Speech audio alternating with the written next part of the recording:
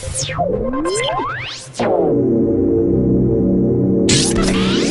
got an email from someone who wanted to know how I made this banner on my website.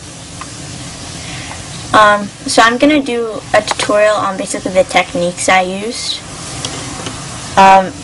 Please don't copy it completely. You can use the techniques and all, but don't make it the exact same banner. I'm not good at Photoshop.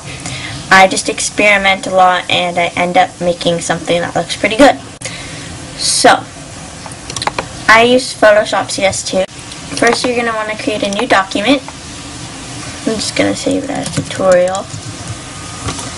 And my width was 750 and my height was 200.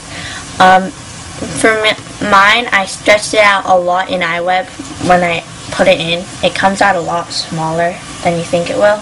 So you might want to make yours bigger. I'm just going to keep it there for now. This is what it looks like. Okay, for the background, I used this image. But you could just use grunge brushes, which are those pattern brushes, and just make some cool background.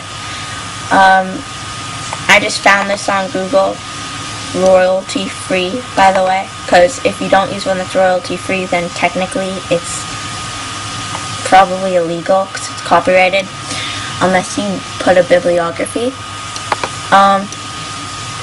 So basically you can just drag the image in, whatever image you want, or use grunge brushes and make some cool pattern. And as you can see, mine is vertical and it doesn't fill up the whole banner. So what I did was, there's probably other ways to do this, but what I did, Command T or Apple T or Control T if you're using a PC, and it's transformed. So now I can rotate it. And once it's rotated, I know that's crooked. Still crooked. Okay, anyways, once it's rotated, you can just stretch it out, which is not necessarily good for the quality, as you can see. Okay, so once you have your image, I know this doesn't look good, but once it's good, just press enter to apply the transformation, and then you can, what I did was I played with the hue and saturation. So you go to Image, Adjustments, Hue Saturation, and you can kind of change the colors around if you play with the hue. See, it looks like a different image now.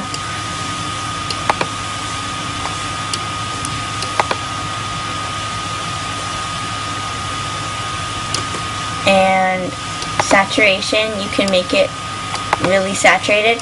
If you were actually using a real image, this would look terrible, but I think it has a cool effect on this one.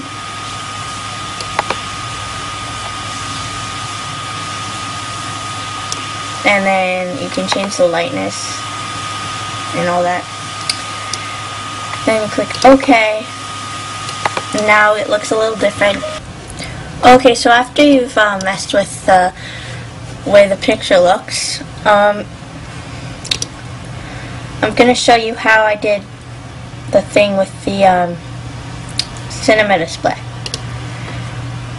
So, I have a picture here of a cinema display. It's not the same picture, but whatever. And, oops, okay. And what I first did was made it smaller. So just go up to image, image size. Let's make it okay. It's not, that's a good size. So then I use the magnetic lasso tool. This is under the lasso tool, you get this. And what the magnetic lasso tool does is it sticks to the outline lines of the image. Whoops. I'm not doing this amazingly right now. I know it's totally getting cut off, but I just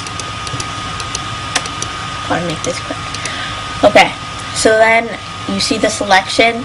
I know it's terrible, but whatever. So do Command C, copy, and then on your image, Command V to paste, so the white area is gone, well, mostly. If you still have some left over, just go over it again. And as you can see, mine's terrible, so it's all cut off, but whatever. If you get an image from Apple, the cinema displays are not facing the way that I had mine, or like mine I wanted it to face a certain way. I wanted it to face this way, but from the Apple website they're facing the opposite way. So to change that, do Command T and then just go like that. Just drag it over to the other side. And then you can move it where you want. Okay, so also after that I went to press enter to apply the transformation. Then I double clicked on the layer. They'll let me. And then you get like the layer, this window comes up, layer style, and I added an outer glow and I made the color white. And you can mess with the settings here so you can see it better.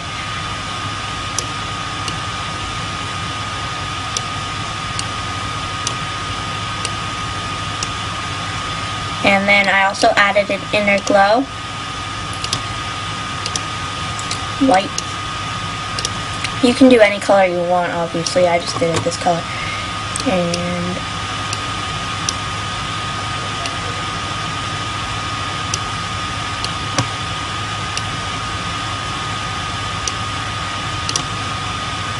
so that gives it more of a mystical effect in a way, I guess. And so then I did the same thing with the keyboard and the mouse.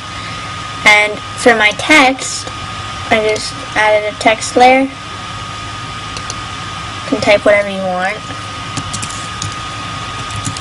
I know you can't see that really. The font I used is Bank Gothic, and it's pretty difficult to see. So what I did was I highlighted, well, you don't need to highlight it. Just double click on the layer again, or triple click, or however long it takes to bring the window up, and then go to gradient overlay, click on the gradient, and it brings up your gradient editor. And I just added a bunch of marker things by just clicking where I want them. And then you can change the color by selecting the one you want and then going to this color here, and then I just, you know, you can mess around with it. You can make one like grayish or deep red, and then you can make like a light red,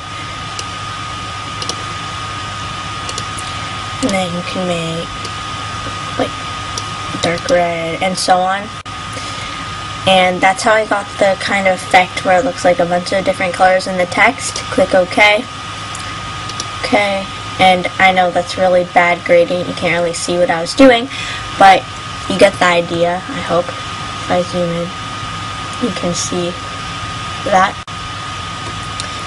I also added an outer glow. I might have added an inner glow too. White makes it easier to see, depends what your background is. But now you can see the text more. And, oh yeah, I forgot. Okay, then with the cinema display layer, just click on that and change the opacity so it's not completely 100% visible. And that's what I did. I might have put the layer 1 on top of everything else and then turn the opacity on that down. I don't remember. But you probably get the basic idea.